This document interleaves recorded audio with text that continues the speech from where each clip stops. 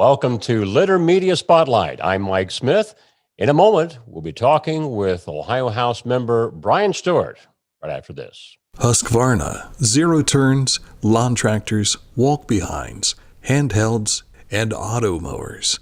All at Hometown Motors Incorporated. Buy it here, get it serviced here. Hometown Motors Incorporated, 818 Eastern Avenue, Chillicothe. Joining us today on Litter Media, we have Brian Stewart, former Pickaway County Commissioner. He is now a member of the Ohio House of Representatives, representing the 78th District. Brian, first of all, welcome. Mike, always great to see you. Thanks for having me on. First of all, give us a brief description of what the 78th District is, what it's made up of. So the 78th House District is made up of 6 counties in Ohio. That's the most number of counties of any district in the entire state. So I've got all are part of 6 counties, half of Pickaway, half of Fairfield, all of Hawking, 1 township in Athens, all of Morgan County. We go all the way out to McConnellsville, and then we actually go up into Muskingum County. I have 2 townships there in the village of South Zanesville. Just briefly, I know we discussed this a few months back. There were some people confused that thought that because Gary Scherer had left the House, came in as the Pickaway County Commissioner in your seat, that you were taking his place in the House, but that's a completely different district. That is correct. There are some marvels of map drawing out there in some of these districts, and basically Pickaway County, with some exceptions, is generally split along US 23. And so I represent the eastern half, Circleville, Asheville, South Bloomfield, and onward. Gary had the western half, and then Gary also had a lot of Fayette and Ross. So I'm replacing former Representative Ron Hood. My friend Gary Scherer is being replaced by my new friend, Mark Johnson, who's doing a fantastic job.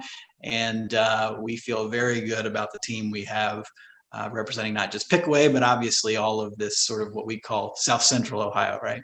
Yeah, we met Mark the other day when we were videoing with the Lieutenant Governor, John Husted, and his children. Oh, great. Yeah.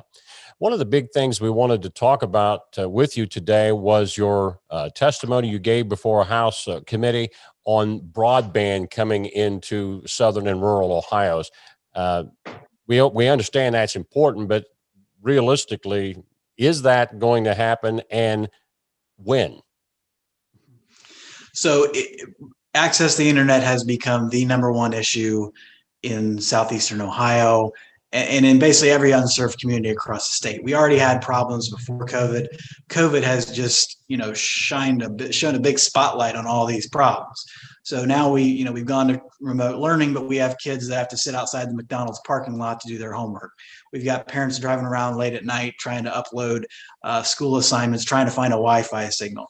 We all went work from home in some respects. Well, you can't work from home if you don't have the internet. And so I've got constituents who lost their jobs because their employer went work from home and they weren't able to do so. And so it's not a luxury anymore. It's a necessity.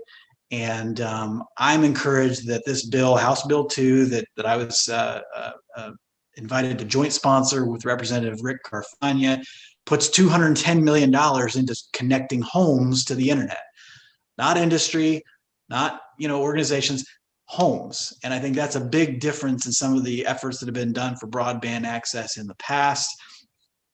There's a big announcement coming from Spectrum and Charter where they're rolling out massive investment across Southeast Ohio. Several thousand more homes in Morgan County alone is from the release that I read. And that's separate and independent from our bill, right? Our bill is designed to go in and find those hard to reach homes. The same homes that 70 years ago we had trouble connecting to electricity, Yes. To clean drinking water. It's the same kind of challenges. These are remote areas.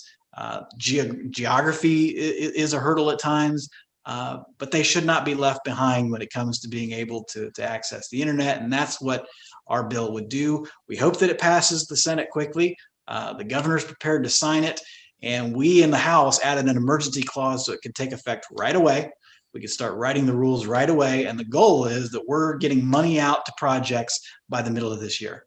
Well, the very enterprise that Litter Media is about hinges upon being able to be on the internet, but this is not pie in the sky stuff. You're talking about people creating real businesses if they can get access to this broadband? 100%. And I've made the analogy, we like to tell the story in this country of, Bill Gates started Microsoft in his garage.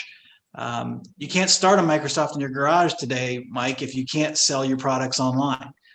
Being online is a prerequisite. It's not a bonus anymore.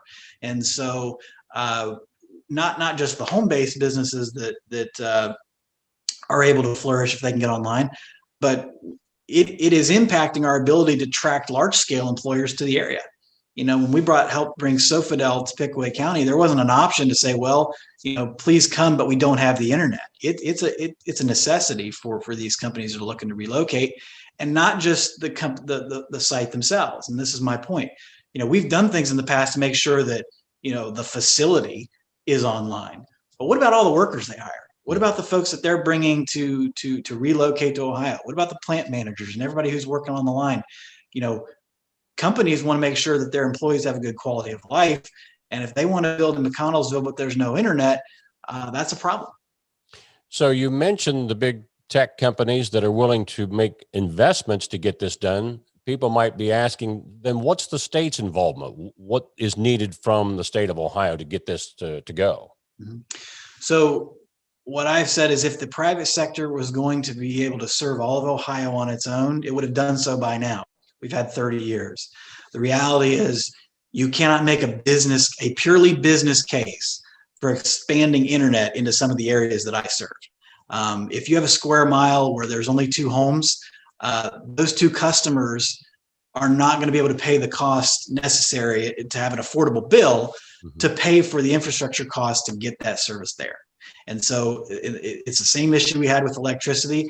Government stepped in and said, look, we'll help make up that difference, that we're calling it the delta. Our bill still requires the companies, the spectrum, to pay the overwhelming majority of the cost for these projects.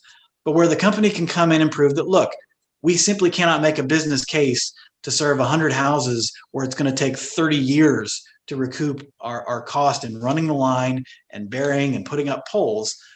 Government can come in and say, all right, we'll help cover that difference to make sure we get these residents served, because that's the issue. It is in the interest of the state to make sure that every Ohioan has equal access to the internet. And in my view, we're tired of waiting. We've identified the problem, and this is not going to get solved without some money behind it. Certainly very important legislation that we'll be keeping a close eye on, and you're a big part of that. Lastly, this is kind of a fun thing. You introduced a suggestion, I guess, last week, that you'd like the state of Ohio, the BMV, to put together a license plate that features the greatest free show on earth, the Circleville Pumpkin Show. How does that happen?